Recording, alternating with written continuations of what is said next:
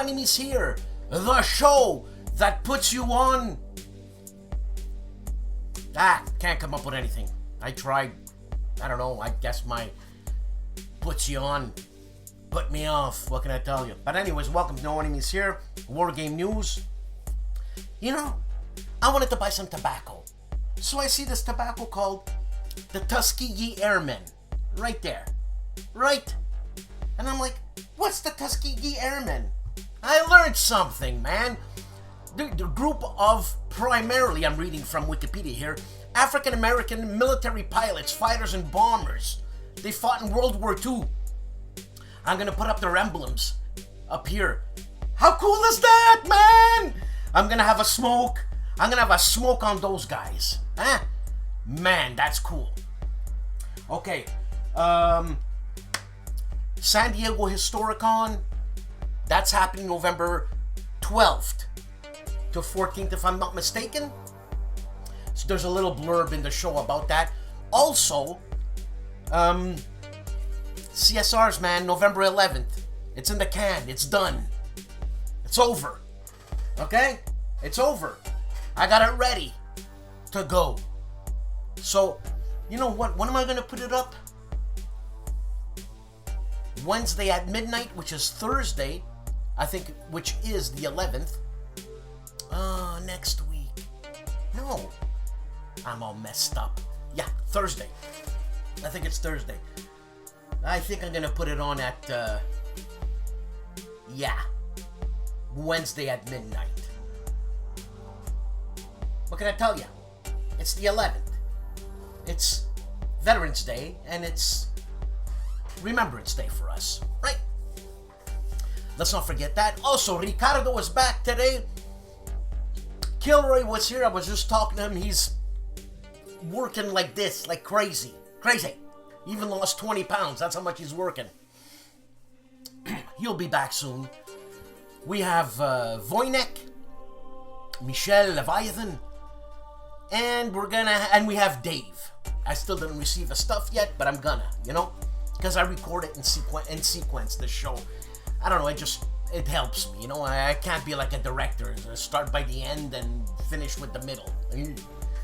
So I'm gonna smoke me some Tuskegee Airmen, the tobacco that is, and have a good show. By the way, I got a new job. I'm working at Amazon as part-time, 20 hours.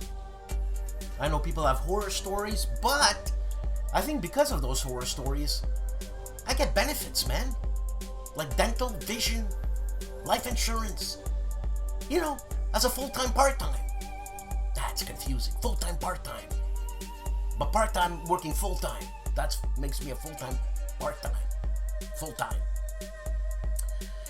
Don't forget to watch the CSRs, man. Okay? I put in a lot of work. Everybody else behind the scenes put in a lot of work. Tim Toe put in a lot of work. Work is the key word here. Have a good show, man. I think my dog is barking at someone. They're gonna die if I don't go. Have a good show.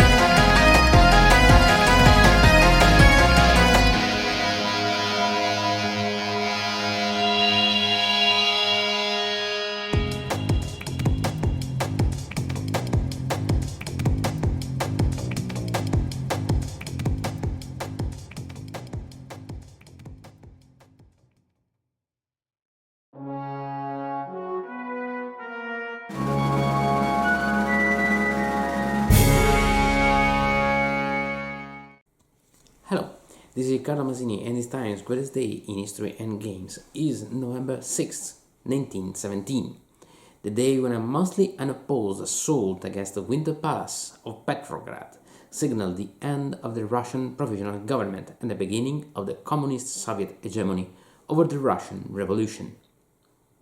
In February 1917, the disastrous military situation in Russia in World War I and the ongoing social struggles led to the fall of Tsar Nicholas II Romanov and the creation of a provisional government dominated by the moderate left-wing socialist revolutionaries of Alexander Kerensky. Another more radical faction was competing for power, though supporting more immediate reforms and a separate pace with Germany, the Communist Bolshevik Party, led by Vladimir Ulyanov-Lenin and Leon Trotsky. Gathering political momentum with the simple proposals and profiting from the military defeats suffered also by the moderate government, still loyal to the alliance with France and Great Britain, the Bolsheviks organized propaganda events, unrest, and even open revolt. In July, a general Bolshevik insurrection in Petrograd, once St. Petersburg and still the Russian capital, was repressed with brutal force by the provisional government when the army fired on the crowd, killing hundreds of demonstrators. Then the approach to the city of military units under the command of General Kornilov, first supported and later renegated by Kerensky, caused great outrage in the Petrograd population, as well as to the nearby countryside villages and even significant portions of the armed forces themselves. The Russian people was tired of war, disorder and famine, all of which were seen as the faults of the provisional government. Germany wanted to profit from all these, of course, and organized the return to Russia of Lenin himself from his exile in Switzerland. And when the seal train with Lenin arrived in Petrograd, it was clear that something great was about to happen. By the end of October, Bolshevik preparations for a more organized insurrection were put in motion, and by the first days of November, everything was ready. On November 7th, a flotilla of destroyers with Bolshevik-sympathizing crews and marine infantry entered Petrograd harbor, opening fire against government buildings. Simultaneously, most of the city garrison seized the main key points of the capital. Aware of the impending threat, Kerensky had tried to rely on military support for the government, but with little success. On the day of the assault, he borrowed a car from the American embassy and exited the Winter Palace, the government seat, to reach a still loyal army unit outside the city. And so doing, he narrowly escaped capture by the Bolsheviks when they decided to storm the palace with a direct assault. The complex was defended only by scattered formations of army cadets, Cossack cavalry and a female battalion, a few thousand fighters against 40,000 communist insurgents. As expected and contrary to the epic fights depicted in Sergei Eisenstein's cinematic masterpiece of October, the small garrison surrendered almost immediately. After that, Kerensky fled to exile, while Lenin proclaimed that the Military Revolutionary Committee had deposed the provisional government, a new step towards the creation of what would later be known as the Soviet Union had just been taken. But the path would still be long, treacherous, and very, very bloody. This path is perfectly rendered by today's game, Soviet Dawn, a new edition of the Victory Point Games classic, now published in a deluxe edition by Worthington Games.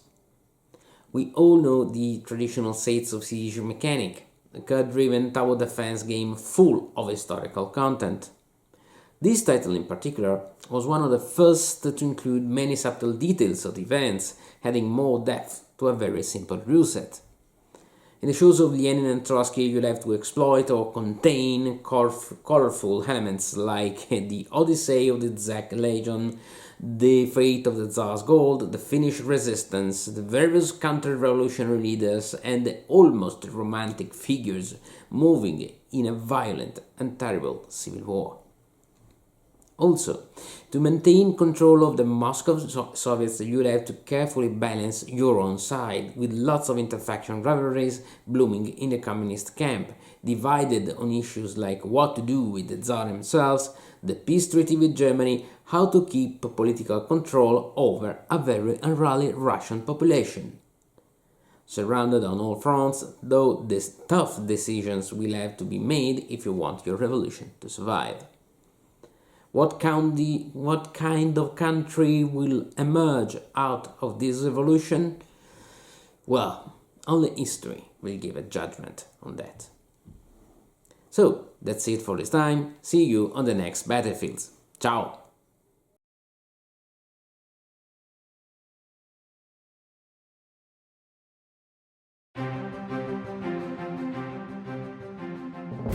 The Board Games Chronicle is continuing his Atlantic Chase, Advanced Battles, mini-scenario number 2, also Successors from Phalanx, 4th edition, 2-player scenario playthrough, and David Thompson's DVG published game, Soldiers in Postman's Uniform, veteran level.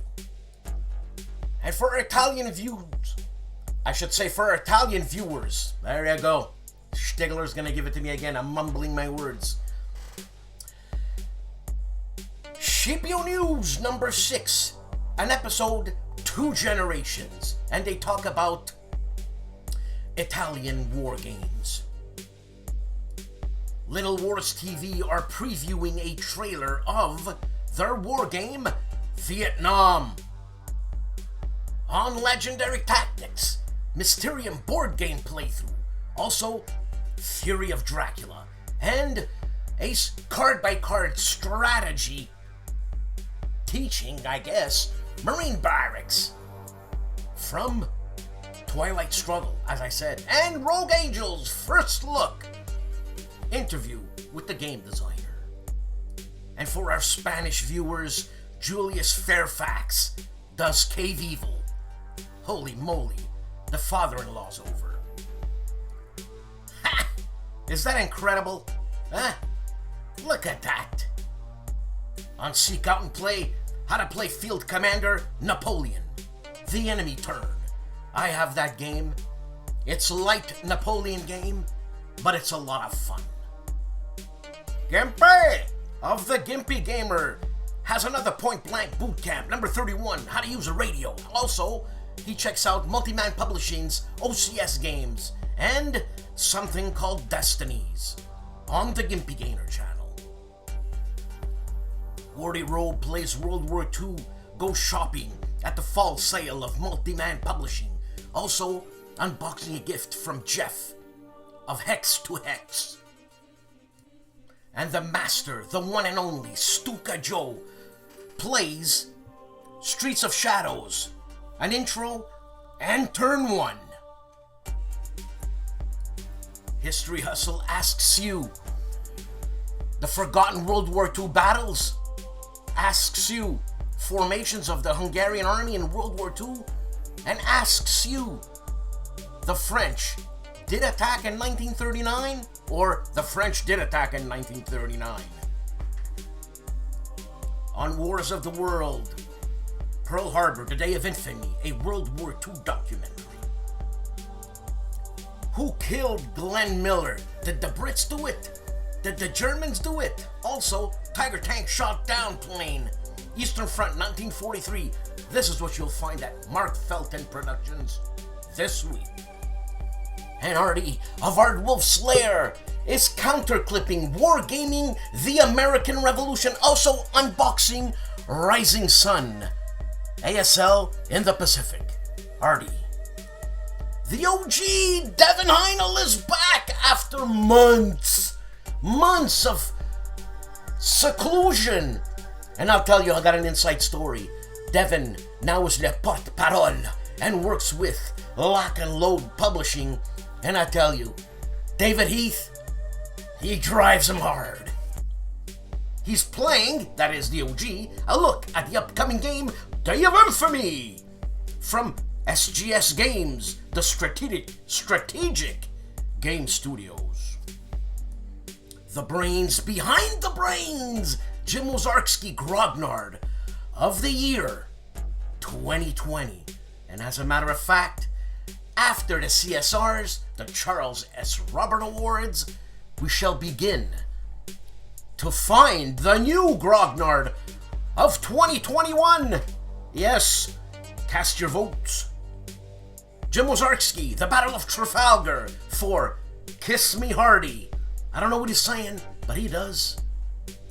And the artist that is Matt White teaches me how to pronounce it properly. Guilford Courthouse After Action Report from the Great Battles of the American Revolution. Matt, the artist. And Adam, the CEO of STRATEGEMATA and Rough Swordsman Wargamer in his unboxing called Open the Box. STRATEGEMATA's How the Union Was Saved, an unboxing a game by Stephen Pohl. World War II solitaire board game channel graces our eyes and ears with Winds of War, how to play, and a playthrough. I mean, how to play, obviously it's a playthrough, but he's got 2 videos on that, and Maki, the 2nd edition. I wanted to get this game. Also, Terrible Swift, Swordfish. You heard me right. And Warfighter, World War II Pacific Combat card game by DVG. And he continues with another video of Maki. Lock and Load Publishing and the OG are at World at War 85 Kickstarter expansion on Tabletop Simulator. This is going to be on Tabletop Simulator. The whole shebang. If I know Devin and if I know David, it's the whole shebang or nothing.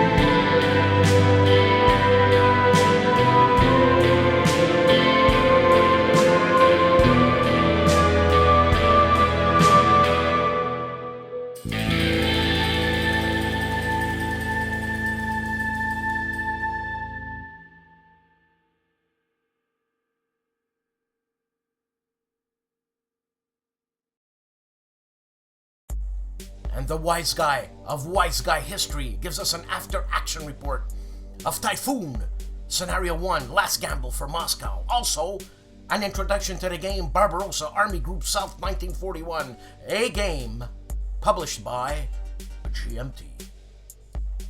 Kevin of Big Board Gaming talks about Thunder in the Ozarks, the blind sword system. Also, Compass Game Sale in the house, and a giveaway. Yeah, I don't know, man. I got a deja vu happening again. Him, Jim Ozarski, the Grognard of 2020. I remember saying something about it. But anyways, the Battle of Trafalgar, Part 2 for Kiss Me Hardy. And the great channel, Remember World War II. How to interview a World War II veteran and why the World War II veterans are the greatest generation. You don't have to convince me, man. Hypothetically, 6 Actual is doing that. Storming the Gaps. Storming the Gap, I should say. What's the matter with me? A game published by Lock and Load Publishing, and it's World War III, 1985 style. God, that's confusing. Raider Ops. A sit rep. A shout out to Wordy Road, plays World War II, and Monty's Gamble Market Garden playthrough. And for Italian listeners, Mauro Faina! It's live with Il Giannizzero Nero, with Kaiser. And Hex to Hex does his Hexy in the desert. Also, an MMP, Operation Crusader, Brazen Chariots, 5.7 episode 2. And he has a show said called Is All This Sand? I'm assuming these are desert wars. And the rough swordsman wargamer. Now look, I gotta tell you something. This guy don't look too rough. He looks like cuddly. He's cuddly. You know what I'm saying? And what is he doing? A playthrough of Mrs. Thatcher's War, The Falklands, 1982 from White Dog Games, Part 1. And also an unboxing of Shadows of Brimstone, Alternate Gender Hero Pack, the expansion.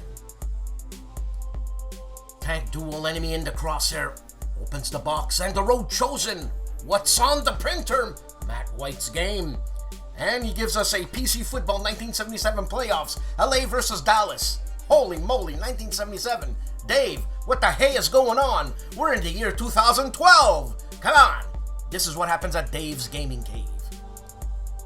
World War II solitaire board game channels on a tear. Winds of War, how to play solo, and a playthrough of the Japanese. Also, Maquis 2nd edition unboxing, and Terrible Swift Swordfish playthrough, and Warfighter, the World War II Pacific combat card game. You know, for some reason, this is like deja vu. I think I did this on the same channel, but I'll leave it on to show you that I am human.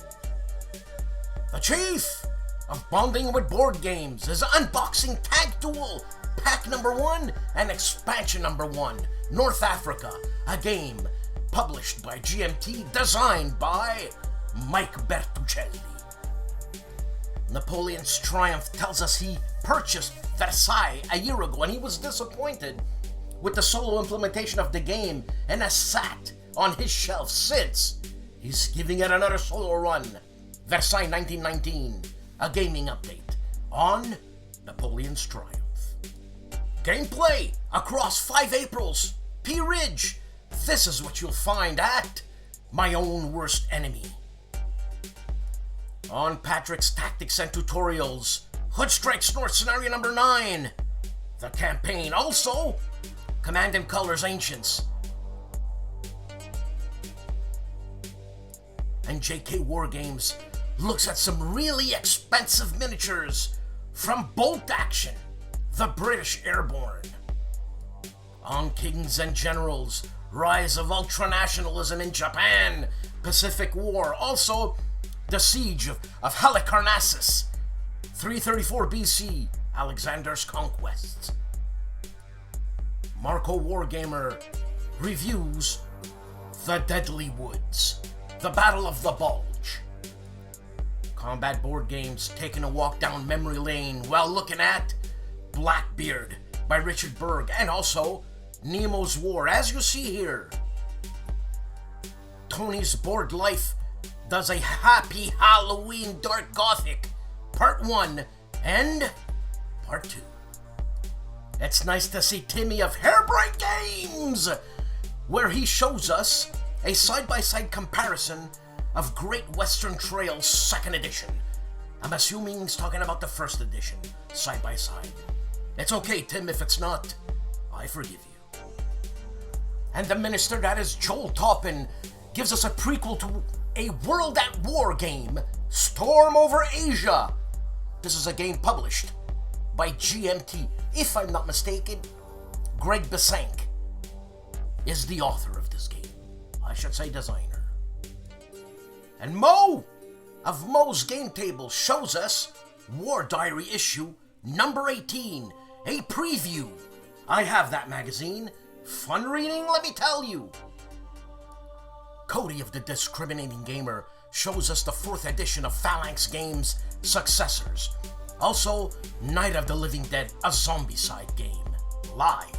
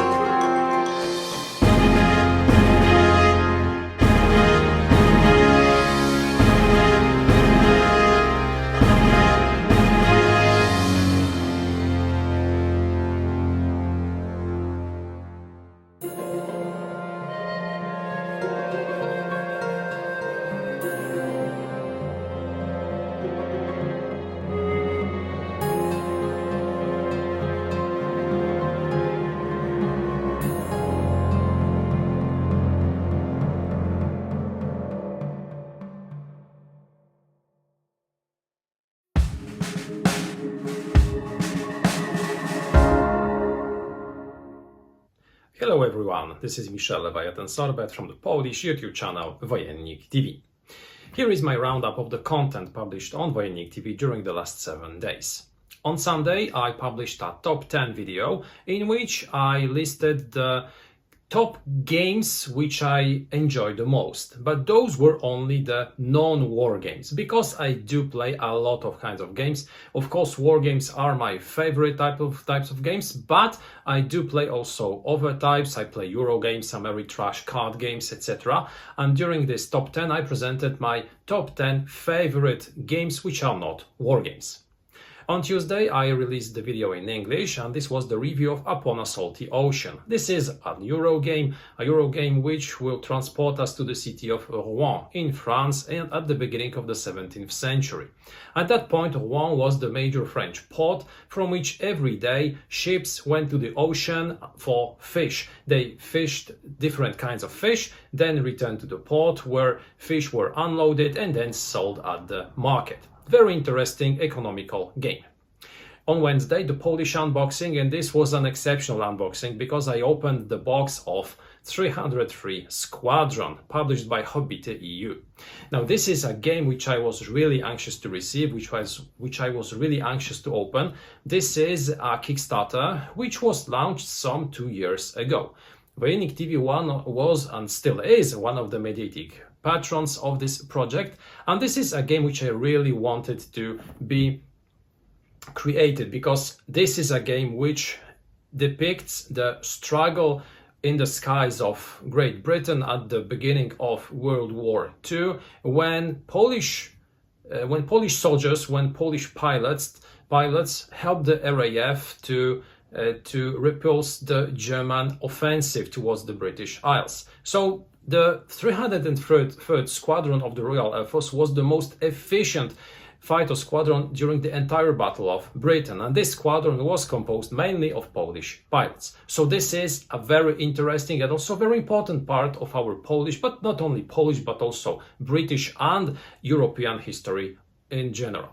So this game is finally here. I opened the big box with it. If you're interested to see how the components of it look, you can just take a look at this video. Finally, on Friday, the Polish review, and this was the review of Undaunted North Africa. I have already presented a few videos concerning the first installment in this series, so Undaunted Normandy. Now it's time to tackle Undaunted North Africa. I presented the Polish version of this review. I will present also an English version in some time. When I do, I will give you this information during one of my roundups. That's it from me for this week. I wish you an excellent weekend. Have a great gaming, and see you next time.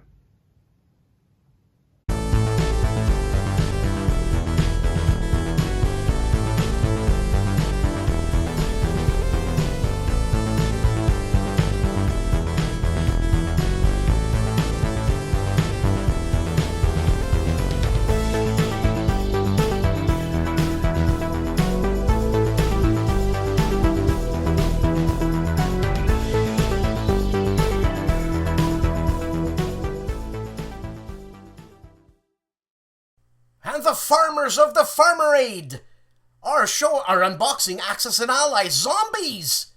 Haven't you played enough zombie games, Grant, and whatever the other guy's name is? Also, they review Compass Games Europe in Turmoil. The man famously known as Calandale, Enrico Viglino, plays part 4 of Offensive à Outrance. Grant, the CEO and big sexy man of Worthington Publishing, I think hit a home run. He's bringing back the book game. You got it. Check out on Amazon for the Bismarck Solitaire book game. And here he shows us what do you get with the book game. Also, how to play parts 1 through 6. This is a solitaire game. I ordered it. And the Italian Federation of War Games are doing a gathering. The gathering of 2021. Ha! You won't get me this time, Dad! On Dad vs. Son, Guildford, turn number 5 and number 6 from the GMT game Guildford, Saratoga, and a brandy wine. Hey guys, Dave here. Welcome to Centurions Review, the punk rock band of Wargame review institutions. This week we did one playthrough / review video, an episode of Wargame chat, and 2 first look videos. The playthrough and review we did was for Cactus Air Force from Decision Games. It's a mini game that simulates the air war over the Solomon Islands in World War II.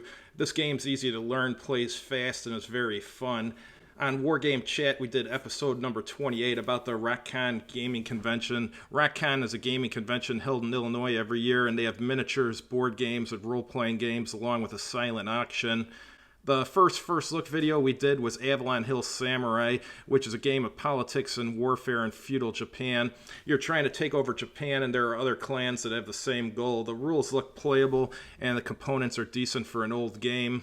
Finally, we did a first look video of GDW Imperium, Empires in Conflict, Worlds in the Balance. It simulates a clash between Earth, which is called Terra, and an alien civilization represented in the form of a widespread empire known as the Zeru Circa. Both sides have a variety of starships and ground forces to choose from, and the game is notable for how the two sides are asymmetrical. Their forces are not identical, and their economies work differently. Thanks for watching, and have a good evening. Summer of 1863, early on July 1st, in the surroundings of the small town of Gettysburg, the largest battle fought in the American Civil War begins to unfold. A battle that will determine the fate of the nation. A Most Fearful Sacrifice is an epic 2-player wargame allowing players to depict the fighting that occurred during all 3 days of this decisive clash. The Black Swan ACW operating system is specifically designed to handle the larger scale battle and provide a challenging, constantly developing battle situation. A Most Fearful Sacrifice, The 3 Days of Gettysburg, a game designed by Herman Luttman, published by Mark H. Walker. A Flying Pig game. Eh oui, mesdames et messieurs. Une autre semaine, un autre épisode. Another week, another show. You know, there's a guy I'm in touch with at Phalanx Game. His name is Adrian. I'm sure he's a super nice guy. But you know, lost in translation, and me. I'm a super nice guy too, but sometimes I can get a little bit hot-headed. You know, Yarrow from Phalanx. You know, that's one of the guys. You know when you meet someone and you connect right away? You know, I did that with Grant of the Farmer's Aid and the other guy. What's his name? I don't know. And Yarrow. Andrew Skevitz of Phalanx. First of all, the guy is a wealth of information on World War II and history in general, I'm sure. I want to have an interview with the guy. And going back to Adrian, man, those lines were crossed, but I did apologize in the email. I said if this is a misunderstanding, I apologize in advance. But if it's not, I went for it a bit. I'm sorry, look. You know, things are happening at home, sometimes it gets into my head, but it's all good, it's all good. Adrian. You know, yeah, I forget what they say in Polish, Durowski or something, God, I forget, but anyways, sorry, my man, if we ever get together, don't worry, I'll let you pay me the first beer. Yeah, Yarrow, I want to interview Yarrow, but he lives in Gibraltar now.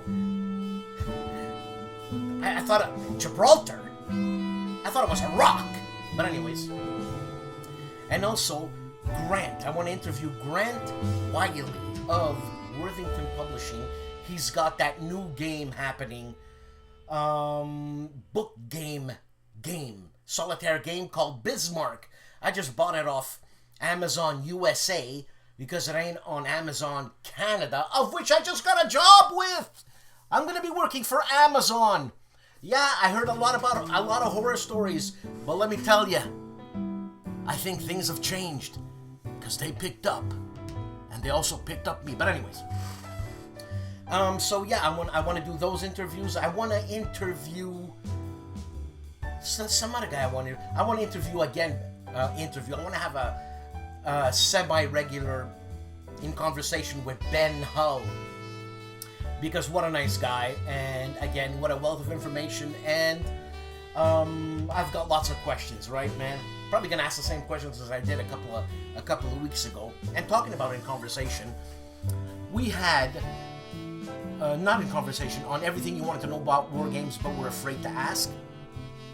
That's me and cousin Artie from ARDWULF'S LAIR. You know, we have a gas and we talk about stuff. Mostly it's Artie that talks. Me, I'm just there for my good looks. And talking about good looks, Jess Carrier of Noble Knight. She's the marketing person, but she's way more than that. Okay? She's an alto player. She's a guitar player. I'm sure she plays the piano, for God's sake. Easiest instrument on earth. And she's a geek. And she knows her stuff, man. Plus, it was a lot of fun. So check everything you wanted to know about war games but were afraid to ask. That happened at my house, this time on my channel, this past Wednesday. A lot of fun. She was great. And do not forget the Charles S. Robert Awards. If I'm not mistaken, this Thursday, so I'm putting it up. Wednesday night, Thursday morning, that fine line between night and morning, the witching hour, midnight. Check it out. The Europeans are going to get first look. What can I say, man? You know, at midnight, I'm in my 7th dream, man. I'm remming big time. So, again, thank you for watching. Please like, subscribe, and support this channel. I have a great time doing it. And I'd like to thank all my supporters because you make this possible. Really. I love this. And it's like my job, but it's one of the jobs you love to do type thing, you know? And you guys supported me also on the CSRs. That you made that come true, and you also make the In Conversation, my sister channel, come through. So again, thank you very much, and have yourselves a very great weekend, man. Have a great weekend, okay? And Mark Wilson, the eye in the sky, man.